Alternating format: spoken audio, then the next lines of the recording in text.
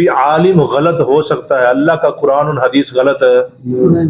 اور بعض دفعہ چور ڈکیٹ بھی داڑیاں رکھ کے بہترین پگڑیاں باندھ کے مومن بن سکتے ہیں بظاہر، لیکن اندر سے وہ اوترے میں خطرہ ہی ہوتے ہیں. آپ نے سنا ہوگا تو ویزے دیتے ہیں، فلاں جو بڑا اتنی بڑی داڑھی ہے، سال لگا ہوا ہے، فلاں ہے فلاں ہے، لیکن جو ہی پیسے لیتے ہیں اس کے بعد پھر لے کے دکھاؤ ان سے. علی جس نے مجھ سے چابی کیسے ہاتھ مروڑ کے چھینی تھی اب مجھے واپس کرے اور ساتھ معافی مانگ رہے ہیں. آپس کا اختلاف ختم کرنے کے لیے بہترین حل ہے کہ یہ فلاں بزرگ رحمۃ اللہ علیہ یہ فرماتے ہیں، فلاں بزرگ یہ فرماتے ہیں، فلاں یہ فرما دیا. اس فرمانے میں انسان آپ فرمانا بن جاتا ہے، پتہ نہیں کہاں سے کہاں چلا جاتا ہے. اما بعد فاعوذ باللہ من الشیطان الرجیم بسم اللہ الرحمن الرحیم.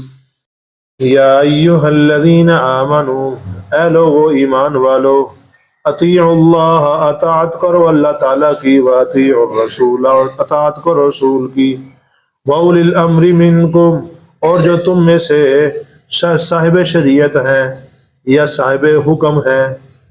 فَإِن تَنَازَعْتُمْ، پس اگر تم میں آپس میں جھگڑا ہو جائے، فی شیء، کسی چیز کے بارے میں، فَرُدُّوهُ، پس لوٹاؤ اس کو، الی اللہ، اللہ کی طرف، والرسول، اور رسول کی طرف، ان کنتم تؤمنون باللہ والیوم الآخر، اگر تم اللہ اور قیامت کے دن پر ایمان رکھتے ہو.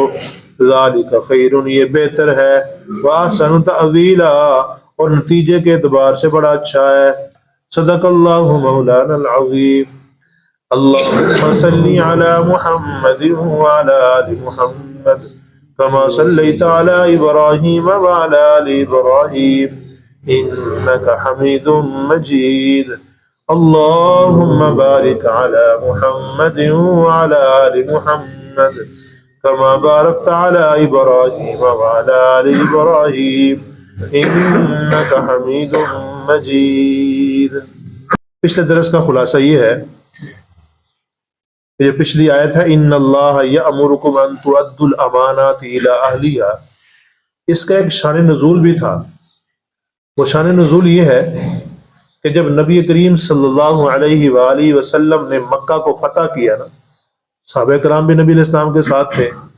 اب نبی علیہ السلام نے فرمایا کہ خانہ کعبہ کو کھولو. اب جس کے پاس چابی تھی وہ اپنے گھر گیا، وہاں وہ چابی اس نے اپنی دادی کو پکڑائی ہوئی تھی. اب اس سے جب چابی لینے لگا وہ تھے نا، اور بڑی مشکل سے اس نے چابی دی اور اس نے کہا کہ آج چابی نہ جائے، وگرنہ چابی چلی گئی تو پھر زندگی میں دوبارہ تمہارے ہاتھ نہیں آئے گی. اب یہ جو لینے گئے تھے ان کا نام تھا عثمان بن طلحہ، حضرت عثمان بن طلحہ، یہ ان کا نام تھا. اب یہ وہاں سے چابی لینے گئے، دادی نے کہا کہ چابی نہ جانے پائے، چابی چلی گئی تو پھر دوبارہ ہاتھ نہیں آئے گی، لیکن لانی تھی چونکہ نبی علیہ السلام کا حکم تھا. اب جب وہ لے کے آ رہے تھے رستے میں حضرت علی نے ان کے ہاتھ سے ہاتھ کو مروڑ کے چھین لی چابی ان سے. ہاتھ ان کا پکڑا، چابی نہ پکڑائے، انہوں نے مروڑ کے چھین لی اور دروازہ کھول دیا نبی علیہ السلام کے لیے. بالآخر نبی علیہ السلام اندر داخل ہوئے، سارا لمبا واقعہ ہے، آپ سے وہاں پہ داخل پڑے یہ وہ. اب وہاں سے جو دوبارہ نبی علیہ السلام نے اب چابی حوالے کرنی تھی، حضرت عباس بھی باہر کھڑے ہیں، باقی بھی صحابہ باہر کھڑے ہیں کہ چابی شاید ہمیں مل جائے. بڑی ایک بابرکت ایک چیز تھی یہ، یعنی ایک خانہ کعبہ کی جو نا وہ دیکھ بھال کرنا، اس کی چابی ایک بہت بابرکت ہے کہ یہ عہدہ تھا. اب سارے صحابہ کرام کا ذہن تھا کہ ہمیں مل جائے، لیکن حضرت عباس چونکہ نبی علیہ السلام کا چچا تھے بول پڑے کہ یہ چابی مجھے دے دیں. پانی کا بھی چونکہ نظام میں ہی چلا رہا ہوں تو میرا ذہن یہ ہے کہ چابی مجھے مل جائے تو خانہ کعبہ خدمت بھی میں ہی کروں گا. تو اللہ کے نبی نے فرمایا کہ عثمان بن طلحہ کو بلاؤ. اس کو چابی حوالی کی اور فرمایا کہ چابی آج کے بعد ہمیشہ آپ کے خاندان میں رہے گی، اور وہ آج تک اسی خاندان میں چلی آ رہی ہے، وہ آج تک اسی خاندان میں چلی آ رہی ہے. تو اور دوسرا یہاں سے نا ایک تو میں نے سر خود حوالے کی، اور دوسرا حضرت علی کو فرمایا کہ تم خود دے کے آؤ. حضرت علی گئے واپس اور جا کے دی اور ساتھ معافی بھی مانگی. ساتھ کیا کیا؟ معافی بھی مانگی، ساتھ کہا کہ یہ چابی آپ اپنے پاس رکھیں. نبی علیہ السلام نے کہا کہ آپ کو چابی دے دوں. اب اور یہ آیت ساتھ سنائی، ان اللہ یأمرکم ان تؤدوا الامانات الی اہلیہا، اللہ کا حکم ہے کہ جس کی امانتیں انہی کے سپرد کرو. یہ آیت سننا تھی، ابھی تک مسلمان نہیں ہوئے تھے، جو ہی آیت سنی فوراً سے مسلمان ہو گئے.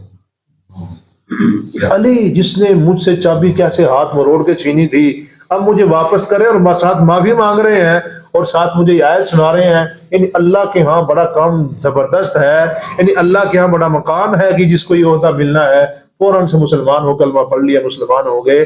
تو مطلب یہ ہے کہ انسان اگر امانتوں کی حفاظت کرے، جو امانت دار ان کی امانتیں سپرد کر دے، اور اللہ تعالیٰ بڑی آسانیاں پیدا فرماتے ہیں۔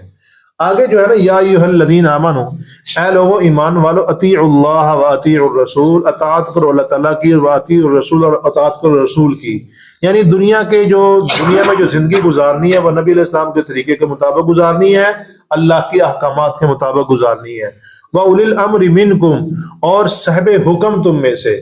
یہاں ایک معنی یہ بھی کیا گیا جو تم میں سے حکمران ہیں انہیں کی بات کو ماننا ہے، اور حکمران کی بات کو ماننے میں نبی علیہ السلام نے جو ہے نا وہ بہت ساری نبی علیہ السلام نے حدیث فرمائی ہے، نبی علیہ السلام کی بہت ساری حدیث موجود ہیں اس کے اوپر کہ حکمران کی بات کو ماننا ہے۔ اگر کہیں تمہیں کوئی ان کی بات ناپسند لگ رہی ہے، صبر کر لو اور ان کی اطاعت میں رہو۔ اگر ان کی اطاعت سے نکل گئے اور اسی حالت میں موت آ گئی تو جاہلیت کے موت مرو گے۔ اس لیے حکمران کی بات کو مانا، لیکن بات ماننی کون سی ہے؟ جو شریعت کے مطابق ہو۔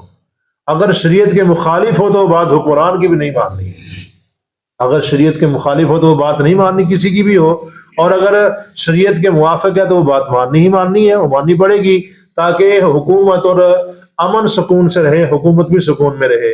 اور ساتھ ہی یہاں پہ دوسرا مطلب یہ بھی ہو سکتا ہے، وَأُولِي الْأَمْرِ مِنْكُمْ، چونکہ اللہ اور اس کے رسول کے بعد جس کی اطاعت کا حکم دیا جا رہا ہے گویا کہ یہ اطاعت نیک انسان کی ہے۔ تو نیک کون ہے؟ جو صاحب شریعت ہیں، فقہاء کرام۔ کون مراد ہے یہاں پہ؟ فقہاء کرام مراد ہے، جس کو ابن عباس وغیرہ اسی کو مراد لیتے ہیں کہ یہاں سے فقہاء مراد ہے، امام ابو حنیفہ وغیرہ، یعنی جو فقہاء ہیں جنہوں نے دین کی فقاہت حاصل کی ہے، دین کی سمجھ حاصل کی ہے، ان کی بات بھی مانو۔ مطلب دین کے معاملے میں ان کی بات، ان کی مان کے چلو گے، زندگی سکون سے گزرے گی۔ یعنی جو دین والا اللہ اور اس کے رسول کے احکامات کے مطابق تمہیں حکم دے رہا ہے، اچھا عالم ہے، سمجھدار ہے، اور وہ تمہیں دین کی بالکل صحیح باتیں بتا رہا ہے، نبی علیہ السلام کے طریقوں کو بالکل ٹھیک تمہیں بتا رہا ہے، تو اس کی بات کو مان لو۔ فَإِن تَنَازَعْتُمْ، لیکن تمہارے اگر آپس میں کوئی جھگڑا ہو گیا کہ یہ نبی علیہ السلام کا طریقہ ہے یا نہیں ہے، نبی علیہ السلام نے کیا ہے کہ نہیں کیا ہے، تمہارا آپس میں کسی چیز کے بارے میں جھگڑا ہو جائے، فَرُدُّوهُ إِلَى اللَّهِ وَالرَّسُولِ، تو اس کو اللہ اور اس کے رسول کی طرف لوٹاؤ۔ مطلب اللہ کی طرف، مطلب اللہ کی کتاب کی طرف اس کو دیکھو۔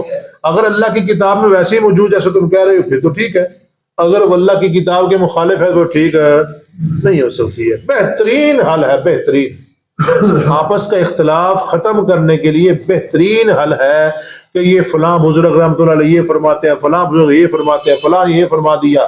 اس فرمانے میں انسان آپ فرمانا بن جاتا ہے، پتہ نہیں کہاں سے کہاں چلا جاتا ہے۔ لیکن اگر کوئی آپس میں جھگڑا ہو جائے، اس کو اللہ کے قرآن کی طرف لے کے آؤ۔ کسی بات میں جھگڑا ہو گیا، کسی عقیدے میں جھگڑا، کسی اعمال میں، کسی عمل میں جھگڑا ہو گیا، اس کو اللہ کے قرآن کی طرف لے کے آؤ۔ اگر اللہ کے قرآن میں ویسے ہی موجود ہے جیسے تم کہہ رہے ہو پھر تو ٹھیک ہے، اگر نہیں تو اپنے آپ کو ٹھیک کرنا ہے۔ قرآن کی آیت کو نہیں کہنا یہ اختلافی آیت ہے، قرآن کی آیت کو نہیں جو ہے نا یہ آیت ٹھیک نہیں، یہاں پہ یہ ٹھیک نہیں، یہاں پہ یہ ٹھیک نہیں، بلکہ اپنے آپ کو ٹھیک کرنا ہے۔ اسی لیے اللہ فرمانے اس کو لوٹاؤ کس کی طرف؟ اللہ کی طرف۔ لیکن قرآن کریم میں نہیں ہے، پھر رسول کی طرف لوٹاؤ، مطلب رسول کی احادیث کی طرف، سنت کی طرف لوٹاؤ۔ نبی علیہ السلام کے طریقے سارے موجود ہیں، نبی علیہ السلام کے صحابہ کرام نے ہر بات کو محفوظ کر دیا ہے، ہر چیز ہم تک پہنچ چکی ہے۔ اب ساری کی ساری چیزوں میں انسان تلاش کرے، کسی عالم سے کہے کہ مجھے تلاش کر کے حوالہ دو مجھے اس کا۔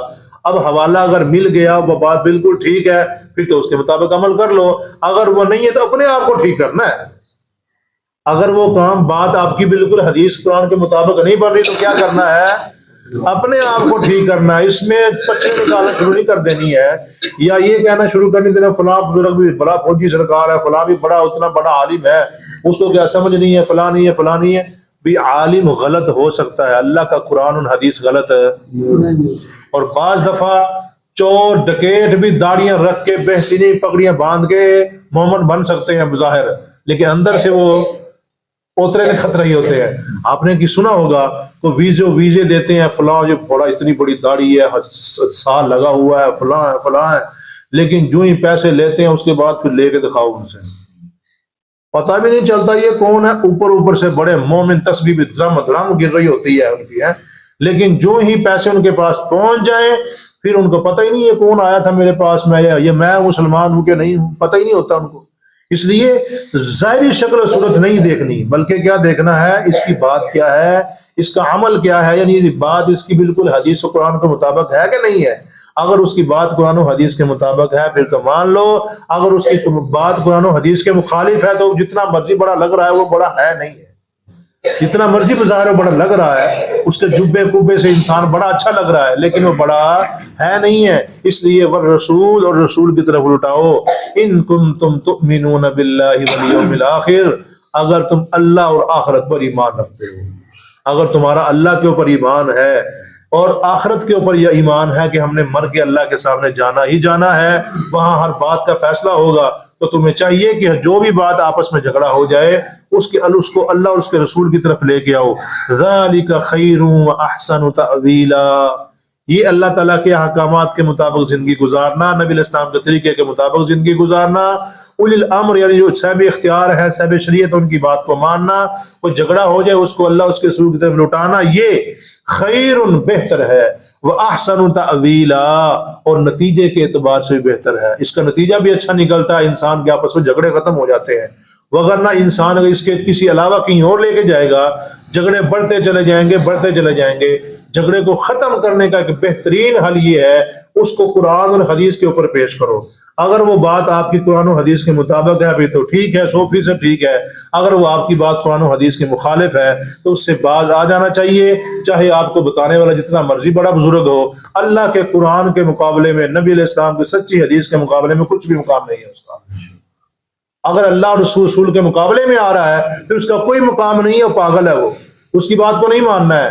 اگر اللہ اور اس کے رسول کے مطابق اس کی بات آ رہی ہے پھر تو ٹھیک ہے، مان لو، اس سے جھگڑے بھی ختم ہو جائیں گے، امن اور سکون کی زندگی مل جائے گی، دنیا میں بھی سکون ہو جائے گا۔ اللہ پاک سے دعا اللہ ہم کی توفیق نصیب فرمائے۔